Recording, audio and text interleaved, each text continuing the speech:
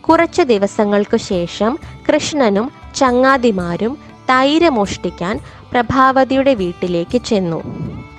തൈര് കുടം തൂക്കിയിട്ടിരുന്നതിനാൽ അവർക്ക് അത് എടുക്കാൻ കഴിഞ്ഞില്ല. അപ്പോൾ കൃഷ്ണൻ ഒരു വടിയെടുത്ത് ആ കുടത്തിൽ അടിച്ചു. അതോടെ ആ തൈര് മുഴുവൻ താഴേക്ക് വീണു. അത് കൃഷ്ണനും ഗോപബാലരും വയറു നിറയെ ഭക്ഷിച്ചു.